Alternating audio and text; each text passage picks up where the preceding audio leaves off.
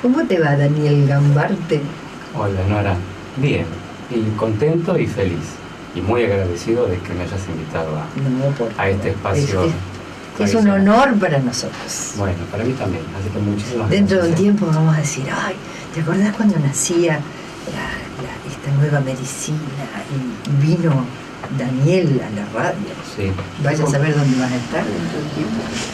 Y yo creo que todos nos volvemos a encontrar, es decir, somos piezas fundamentales de algo que se está armando y que creo que lo percibo así, de esa manera como vos lo dijiste recién. Pero yo creo que sí, yo creo que estamos haciendo historia, es decir, cuando uno se da cuenta de que este es un momento histórico relacionado con una toma de conciencia, con los síntomas, las enfermedades, yo creo que estamos llegando a un momento muy particular. La gente se está dando cuenta que puede sanar por sí misma. Sí.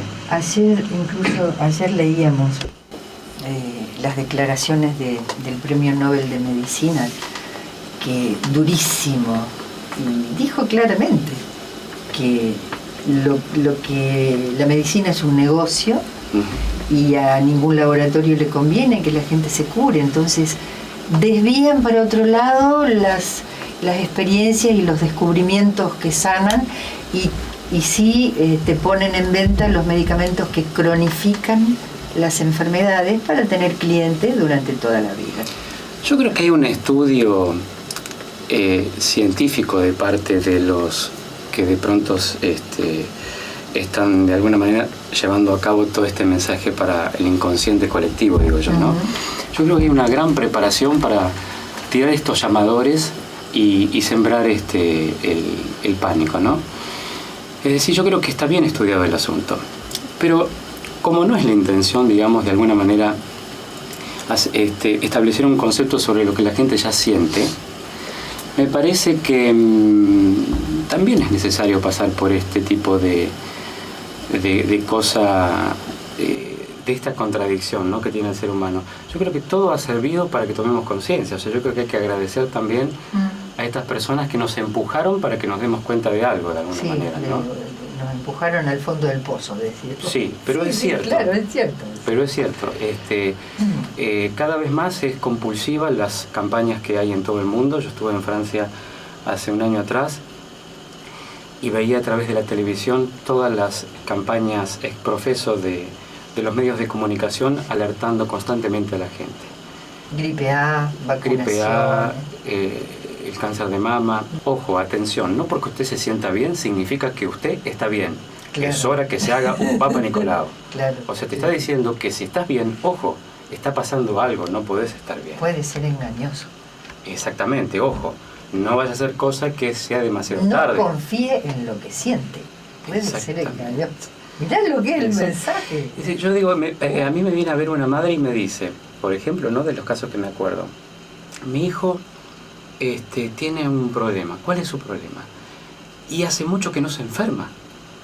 ¡Ay, no te puedo creer! Eso es un patrón. Tiene un problema, algo le pasa. ¿Qué? ¿Pero cómo que no? Y desde chico nunca se enferma, nunca le pasa nada. Nunca tiene ningún resfrío, nunca tiene ninguna bronquitis. Lo llevé al médico para ver qué está pasando, porque no puede ser, no es normal que mi niño no se enferme. Ay, Dios mío. Fíjate, ¿no?, hasta qué punto la creencia, ¿no?, y que está codificada a nivel inconsciente esa información de que si uno está bien, ojo, atención, porque puede estar progresando dentro del cuerpo humano alguna probable o posible sintomatología o enfermedad que después, obviamente, puede ser difícil de manejar. Y bueno, yo creo que bueno, que estamos de alguna manera, los que estamos en esto, usando los medios de comunicación como ahora, por ejemplo, para difundir y hacer que la gente saque sus conclusiones lógicas de lo que está escuchando, porque nosotros no vamos a convencer a nadie. Obvio. Sencillamente creo que lo que tratamos de transmitir es que hay un mecanismo de sanación universal que está dentro de nosotros mismos y que lo único que tenemos que hacer es comenzar a activarlo, y que para eso necesitamos la intención de la persona y del individuo, que es el que va a tomar la decisión de intentar relacionar las cosas por primera vez en su vida y darse cuenta que ese síntoma vino para decirle algo, que no vino para castigarlo, sino que vino precisamente para dar un mensaje, porque cuando tenemos el síntoma ya no tenemos que ocuparnos más de resolver el conflicto que provoca la enfermedad, claro. Sino que tenemos que Hay ocuparnos... que combatir el síntoma. Estamos distraídos con el síntoma, Claro. Entonces el síntoma hace que baje el estrés. Entonces, el inconsciente tiene estas cosas, se las arregla para bajar una enfermedad del cuerpo, solo para bajar el estrés a la persona. Y es un mecanismo de preservación, hasta que la persona se da cuenta que puede resolver su conflicto e inmediatamente comienza a tomar las riendas del asunto. Salíamos de la época de la dictadura, Sí. Era la época de Alfonsín. Y comenzaron a salir en los medios de comunicación estas revistas que, digamos, de alguna manera transgredían todos los conceptos morales. Y me gustaba leer esa revista porque me llamaba mucho la atención los artículos que tenía, como por ejemplo te enseñaba a escaparte de una cárcel. Yo decía, pero qué rara esta revista. Y dentro de los títulos que viene esta revista, que me impactó y sentí algo, fue: las enfermedades no existen como un mal funcionamiento del cuerpo humano, sino que las provocamos nosotros mismos. Y dije yo, bueno, yo de alguna manera sentía que era así. En realidad nunca me había preocupado por las enfermedades. De hecho, que en mi familia no había enfermos. Sí, había enfermedades, digamos, o sintomatologías normales, pero no había enfermedades así muy llamativas. Y comencé a partir de ahí a obsesionarme con todo lo que estaba relacionado con la nueva medicina germánica, porque ese título decía entrevista al doctor Rick Hammer, que para esa época, imagínate, realmente era una información bastante transgresora. Muy revolucionaria. Muy revolucionaria para lo que es el año 1986. Sí. Y dije, bueno, yo digo que el acontecimiento lo sigue a uno. Sí. Y entonces empecé a investigar. No había internet en esa época, no había posibilidad de poder tener esta información, porque no... Como ahora. Como ahora.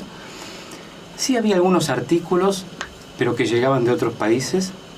No había, digamos, artículos incluso de aquí del país, salvo esta revista que había sacado esa información. Leí el artículo, me gustó, me interesó. Hablaba de este médico oncólogo alemán que en el año 1981 hizo un descubrimiento asombroso, es decir, por medio del análisis y la comparación de miles de escáneres cerebrales junto con la historia clínica de sus pacientes. El doctor Hammer, descubrió que cada enfermedad, desde un simple resfriado hasta un cáncer, es iniciado por un shock emocional de conflicto inesperado. Es decir, en el momento que sufrimos un conflicto, ese shock emocional alcanza una área específica del cerebro, provocando una lesión. Es decir, que es claramente visible en un escáner cerebral y que se lo puede apreciar claramente en una tomografía o en un escáner. Y ese fue el gran descubrimiento de este médico, porque se tuvo que enfrentar a todo un sistema tradicional en esa época y tuvo que demostrar aparte que eso que él había descubierto realmente no era un defecto del lente. Él se fue a hablar con los técnicos de Siemens, ¿no? Exactamente, así es. Y decían, no sabemos qué son esos estallidos así, como, no saben, no le pudieron decir nada. Exacto, sí, le decían que era un defecto del lente. Defecto del lente, claro. Y él después lo demuestra de una manera tan sencilla, incluso tuvo que tuvo que invertir para poder demostrar de una manera tan sencilla que realmente ese foco, esa diana, que es como un círculo concéntrico que aparece en una zona específica de nuestro cerebro, realmente es un foco de neuronas modificado y se lo puede apreciar en el mapa cerebral. Y que cuando la persona se daba vuelta en la tomografía, que estaba tomando las imágenes del cerebro, la persona se giraba y el foco se giraba también. O sea que no había ningún defecto. Claro. Es tan sencillo la demostración que para eso tuvo que poner mucho dinero. Ese fue el gran descubrimiento del que marca un antes y un después en la humanidad. El foco, se dice el foco de Hammer porque los detractores le llamaron el foco. Ese es el foco de Hammer. Como la pavada esa, sí. Exactamente. Porque hasta ese momento se hablaba de medicina psicosomática, sí. Había médicos, yo me acuerdo de una persona de mi familia, iba a un médico psicosomático que eran apreciaciones como muy gruesas, por ejemplo, bueno, si la úlcera es por un problema de, qué sé yo, emocional, sí. Pero nada más. había un porcentaje de enfermedades psicosomáticas y todas las otras. Esto es absolutamente revolucionario. Todas las enfermedades. Exacto, porque fíjate, como bien lo decís vos, ¿no? Siempre nos hemos manejado con las estadísticas. Y claro, decimos que en este caso las sintomatologías, las enfermedades, o vamos a llamarles síntomas, ¿no? Mejor. Son conflictos biológicos, no psicológicos. Es decir, uno puede decir que ¿no? El soma es el cuerpo, ya lo sabemos. Pero es decir, no por lo que pensamos nos vamos a enfermar, porque si no podríamos decir, bueno, estoy pensando tanto en algo, me voy a enfermar porque estoy pensando en esto. Es decir, que el pensamiento no es lo que provoca la enfermedad, sino que el pensamiento con estrés sí codifica en una zona específica de nuestro inconsciente y nuestro cerebro. Como corresponde. Y claro, es que son experiencias. Y creo que eso le sirvió a él para tener mucho más impulso en relación con esto que él estaba llevando a cabo, ¿no? Este trabajo monstruoso realmente en el buen sentido. Creo que el haber estado encerrado le ha permitido reflexionar y salir más incluso a la humanidad a través de los medios con más impulso todavía. Claro. Porque, digamos, a él aparentemente le fue muy útil el haber estado encerrado y también el haber sido perseguido. Yo creo que él lo sabía de alguna manera. Yo creo que el motivo principal por la cual él fue perseguido no fue tanto por la primera ley, ni tampoco por la segunda, ni la tercera, ni la quinta, sino por la cuarta. ¿Cuál? ¿Qué dice la cuarta? Y la cuarta ley habla del sistema ontogenético de los microbios. Es decir, ahí Hammer demuestra científicamente que los virus no son los responsables de la enfermedad, sino que son Como dijo Pasteur, dicen que dijo Pasteur cuando moría, no es tan importante el virus sino el medio o algo así. Claro. O sea, lo inventaron, no sé, pero es así. No, claro, sí, sí. Lo que pasa es que ahora nos encontramos con este tipo de informaciones, ¿no? Pero claro, él habla de que esto lo enseñamos también en los seminarios, sencillamente porque hay un sistema de adaptación, que los virus nos adaptan a todo. Si no, un pordiosero, entre comillas, no podría vivir entre la mugre. Sin embargo, tiene un sistema de adaptación microbiano que hace que se pueda adaptar a ese tipo de entorno. Y todos tenemos un sistema de adaptación. Y como claro, los virus no forman un órgano en sí mismo, sino que son un sistema disperso por todo el cuerpo, entonces como que no lo tomamos en cuenta como un sistema realmente natural de nuestro cuerpo. Pero es un sistema más. Claro. El sistema de los virus, los hongos, las bacterias, los microbios. En general es el enemigo, ¿no? Todavía. Claro, el concepto es que Vos ves televisión y a cada rato pasan publicidad de super limpiadores que no dejan ni un solo virus vivo en toda la casa, o bacteria o lo que sea. Exactamente. Entonces, claro, se genera como una especie de psicosis, ¿no? Con respecto al tema de la sociedad, del contagio en sí mismo. Entonces, imagínate que esta cuarta ley da vuelta absolutamente y pone a la medicina tradicional patas para arriba prácticamente. Claro. Porque está diciendo claramente y lo demuestra que los virus no tienen una relación directa, incluso no existe el contagio como nosotros lo conocemos. Sí que nos conectamos a nivel inconsciente. Por supuesto, una madre está conectada inconscientemente con su hijo. Claro. Puede, de alguna manera, esa madre enfermarse o ese hijo también. Puede presentar un síntoma.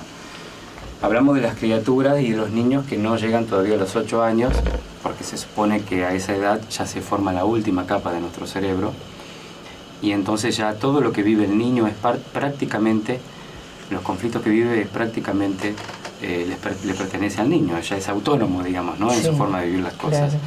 Porque va a la escuela por primera vez, porque ahora comienza a entrar en contacto con otro entorno, que no es el de mamá y papá. Entonces, claro, comienza a vivir, tiene vivencias nuevas, vivencias que no tienen nada que ver con el hogar. Entonces, claro, los microbios comienzan a adaptar también esa nueva situación. Vamos a informarnos y después te voy a pedir que hables con un ejemplo determinado. La buena vida, nos informamos. Para nuestro inconsciente que no discrimina, tenemos un cerebro que es una supercomputadora y un inconsciente. No sabemos qué es el inconsciente. Podemos hablar y mucho del inconsciente, pero no podemos definirlo porque no se ve. No se ve, no lo podemos abarcar con nuestra mente autolimitada. Existe un inconsciente que se lo denomina inconsciente biológico.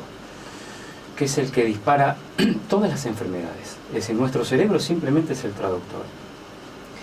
Pero tenemos un inconsciente inteligente que aplica una solución biológica de bajar al cuerpo la enfermedad para bajar el estrés. Hablamos de esos estreses que superan ese límite de capacidad de nuestra conciencia. Es decir, cuando pasa a ser muy vital el conflicto para uno, vamos a suponer una separación afectiva, puede ser una gran ofensa, puede ser la muerte de un familiar, puede ser un diagnóstico médico fatal. Terrible, tenés 2 meses de vida. Que es la mayor de todas las enfermedades, porque ahí vemos que la gente se estresa mucho y es ahí donde la persona, el individuo, cree que tiene algo grave porque le han dicho que tiene cáncer. Entonces, imagínate una mujer que de pronto hace un estrés con su hijo. De pronto el niño está subido arriba de un árbol y la madre está lavando los platos y de pronto esa madre, hace rato que ese niño, entre comillas, la tiene a mal traer a su madre porque es un niño que de pronto es muy inquieto o hiperkinético, y no es la primera vez que esa madre sufre con ese niño porque esa madre tiene miedo que le pase algo constantemente al niño. Y de pronto el niño está arriba de un árbol y se cae. Y la madre que lava los platos se da cuenta de esa situación y hace un estrés. Se produce un shock, o un bioshock, o un shock emocional, como se lo quiera llamar. Es un cortocircuito que se provoca en el cerebro en el preciso instante que hacemos y vemos esa situación. El niño cae, por supuesto, al piso, la madre está muy desesperada y de pronto acude, trata de ver si encuentra a alguien que la ayude en esa situación y no encuentra a nadie. Lo que hace que esté en un estrés intolerable, lo que hace que su cuerpo ya manifieste más adrenalina de lo normal. Sabemos que cuando el estrés se libera, el estrés libera adrenalina y cortisol. Si la persona está en una fase de conflicto activo, hay una actividad interna en el cuerpo, se lo puede sentir, la madre está desesperada, manos frías, taquicardias. No es el momento de relajarse porque es el momento de acelerarse. Claro, uno respira cortito y agitado. Exacto. ¿Es conveniente en ese momento estar en ese estado? Sí, es conveniente porque ese estado impulsa a solucionar un conflicto. Claro. Ese es el estado que propone nuestro inconsciente biológico basado en la información que acaba de entrar a nuestra mente por lo que acaba de ver esa madre en forma de holograma, por supuesto. Y es que, por supuesto, se comienzan a movilizar todas las energías en el cuerpo. Entonces ese estado es un estado de alerta, un estado de alerta inconsciente. Entonces ese estado propone dar solución inmediata al conflicto. Cuando sucede este tipo de emociones, volvemos al caso de la madre, se activa dentro del cuerpo humano una movilización de energías. Ahora, hasta ahí es correcto, está bien, es útil, claro que es útil. Pero hasta un cierto punto, porque cuando ese estrés ya sobrepasó el límite psicológico y no vuelve el cuerpo a su estado normal, ahí en ese momento cuando el estrés, después de ese shock, es perdurable durante varios días y es intenso, ahí nuestro cerebro dice, bueno, ahora yo voy a tomar las riendas del asunto. Ya no puedes hacer absolutamente nada, dice nuestro cerebro, a través de nuestro inconsciente, yo voy a manejar la situación porque estoy preparado para eso. Es decir, no tengo más energía para mantener el cuerpo en estas condiciones. Exactamente, nuestro cerebro... Cierro puertitas. Exacto, nuestro cerebro sabe, nuestro inconsciente biológico sabe que vamos camino al agotamiento o a la distracción. Como nuestro inconsciente se adelanta al tiempo, a los hechos, porque es atemporal, no existe el tiempo como lo percibimos nosotros. Para nuestro inconsciente el tiempo no existe. Son otros tiempos, vamos a decir entre comillas, que maneja nuestro inconsciente. Mandar ayuda para que ese niño sea alimentado mejor. Es lo único que conoce nuestro cerebro a través de nuestro inconsciente porque tiene grabado en las memorias de mantenimiento vital arcaicas de hace millones de años, sabe nuestro cerebro que esos recursos de que cuando había una situación realmente de peligro, cuando los hijos estaban en peligro, lo que hacía nuestro inconsciente en la antigüedad era que se morían de hambre, había que alimentarlos. Exactamente. Daba una solución biológica. Y las biológica. hambrunas y qué sé yo, sí, claro. Y daba una solución biológica en las mamas.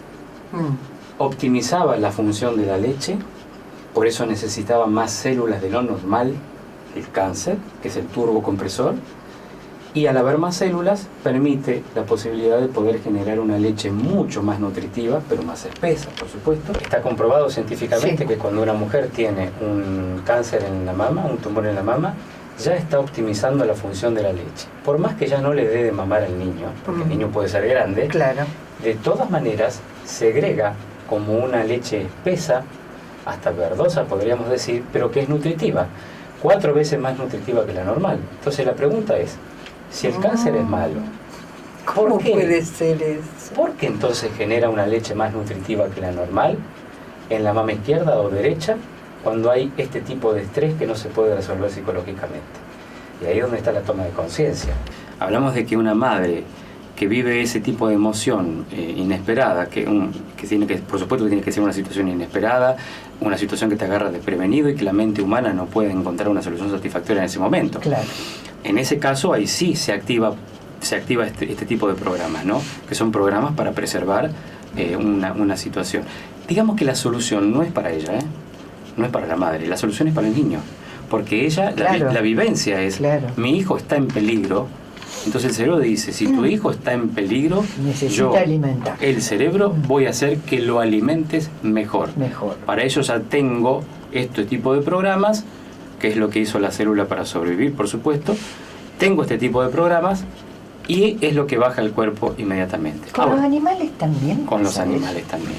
Sí, cuando un animalito está en la casa y de pronto la dueña se va a vivir a otro lado, pero deja al perrito con los hijos, vamos a suponer una madre que hace nueva pareja, sí, y que está separada. Sí. Tiene su hogar, su nido, sus hijos y su perrito, pero no tiene a su marido. Sí.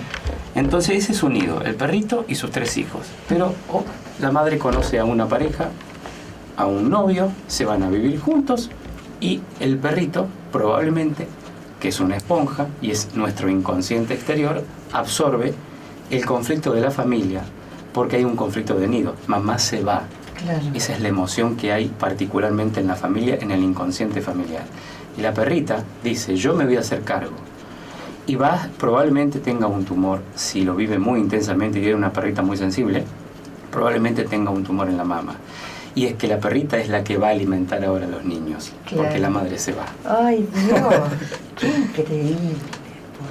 Es maravilloso. Los animales domésticos hablamos, no sí, de los sí, salvajes. Animalitos domésticos. Y estas cosas tienen nuestro inconsciente. Volviendo a la madre, va desesperada a la clínica, al médico, con la ambulancia, el niño está inconsciente, todavía no le volvió el alma al cuerpo, llega a la institución y está como 3 horas muy preocupada hasta que viene el médico y le dice, señora, su hijo ya salió fuera de peligro, quédese tranquila, ya todo pasó. Las palabras mágicas que ingresan ahora en esa madre es, ya todo pasó, tranquilícese, su hijo salió fuera de peligro. Esas palabras mágicas son las que necesitaba ella escuchar. Razón por la cual se relaja todo el cuerpo, la tormenta se va, y ahí nuestro cerebro dice, ahora este es el mejor momento, ahora que no hay estrés en el cuerpo y es compatible todos los mecanismos que voy a activar de reparación, dice el cerebro, ahora sí puedo reparar, puedo restituir los tejidos y volverlos a la normalidad. Nuestro inconsciente busca nuevamente la coherencia biológica de funcionamiento. Entonces ahora sí, ella va a comenzar a sentir un síntoma, nunca en la fase de estrés, nunca cuando está preocupada, sino que el síntoma va a aparecer paradójicamente cuando ella resuelve ese conflicto al escuchar esas palabras. Y ahí comienza el síntoma con un carcinoma en la mama, ya no es más un adenocarcinoma que estaba creciendo, porque ahora está solucionado el conflicto, no se necesita generar más leche ahora. Es parte de la cura, está en proceso de curación todo ese conflicto cuando tiene el carcinoma. Exactamente, está en la fase de lo que Hammer denominó la segunda fase, la fase de reparación. ¿Y qué pasa cuando quirúrgicamente se lo extirpa, como hace la medicina oficial? Generalmente cuando está solucionado el conflicto, no hay, digamos, esto se hace habitualmente.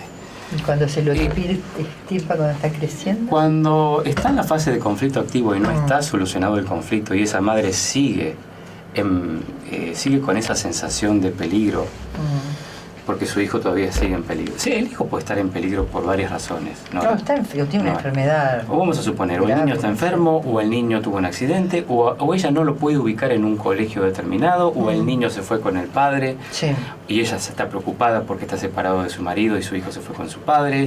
O pueden ser muchas las razones, y no todas van a vivir el conflicto de la misma manera, porque seguramente si alguien está escuchando puede pensar y decir, entonces yo que vivo teniendo problemas con mi hijo, entonces yo tengo que tener cáncer. Claro, no, porque para que se genere el cáncer se tienen que cumplir los requisitos de la primera ley, que es, tiene que ser un shock emocional brutal, seguido de un sobreestrés permanente, vivido en soledad. En soledad. Para uno no puede expresar lo que siente, no expresado, no verbalizado y sin solución para la persona. Pero tiene que ser un estrés intenso en donde nuestro cerebro diga, ya sé que no puedes solucionar este conflicto, yo ya lo sé, los niveles de estrés sobrepasaron ese límite, y como el cerebro funciona como una caja de fusibles, se activa como una caja de fusibles, ¿qué hace nuestro cerebro? Hace saltar los disyuntores. Es decir, ¿qué hace? Se preserva él mismo, por supuesto, porque él tiene que mantenernos con vida. Claro, sí. Entonces funciona como una caja de fusibles. Y es por eso que se neutraliza ese shock en una zona específica de nuestro cerebro y está ahí como neutro, como si fuera un meteorito que acaba de caer en la cabeza y ahora está produciendo ondas electromagnéticas. Si esa madre cree que tiene algo grave y comienza en otra fase de estrés que es mucho más intensa que la que vivió con su hijo, un nuevo conflicto. Un nuevo conflicto, pero este sí que es un conflicto. La persona cree que se va a morir. Claro. Entonces ahí sí entra en un proceso de aceleramiento de la fase activa. Y salen otros cánceres por otro lado.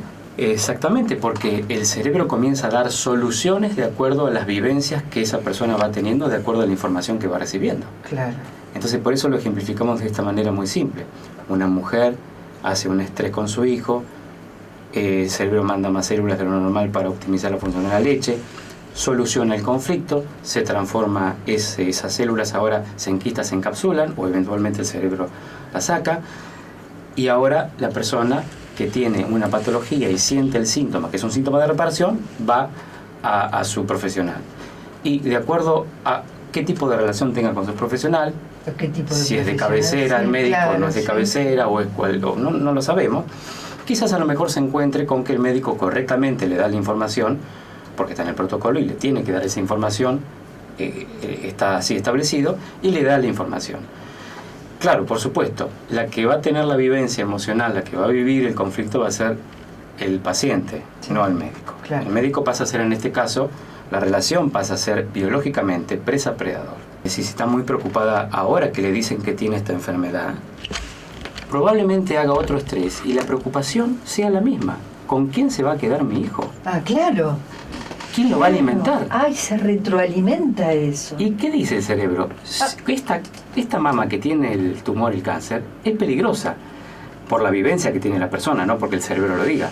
Esta mamá es peligrosa, dice el cerebro, por lo que cree la persona, entonces lo voy a alimentar con esta. La otra. Entonces ahí es donde, entre comillas, nuestro cerebro envía la otra solución, pero a la otra mama. Entonces hay que alimentarlo con la mama derecha. Entonces aquí vemos que, por supuesto, el concepto de la metástasis quedaría sin efecto. Pero esto que estás contando es muy organizado, muy coherente además. Entra a ser coherente cuando uno saca conclusiones lógicas de acuerdo a lo que te dice tu voz interna, que es la voz de la verdad, que es lo que te dice realmente qué es el caos, qué es la confusión y qué es lo más conveniente y qué es la verdad. Y vas a dar esta conferencia, taller, porque es mucho más que una conferencia. Entonces vamos a dar los teléfonos porque hay que inscribirse, porque no cabe todo el mundo, y entonces, bueno, 2 o 3 programas más deberíamos hacer, con mucho porque gusto, sí, tengo 10 millones de preguntas para Sí. hacerte y la gente también. Bueno, ya nos caemos. Bueno, Algún día cuando llame la gente por la radio podemos jugar de alguna manera, entre comillas, para que la gente nos diga qué enfermedad tiene, y entonces podemos y decir, poder orientar más orientar y decir, Sería mira, estás viviendo este conflicto. fantástico. Y a vos que nos estás escuchando, que Dios o el ser de tu creencia, qué sé yo, quien sea, te abrigue, te proteja, te nutra y te haga dormir muy dulcemente en el hueco de sus manos. Nos encontramos mañana a las 9 de la noche por Radio 2. Muchas gracias, Daniel Gambarte. Gracias, Nora, gracias por la... Que sea un éxito. Gracias, muchas gracias.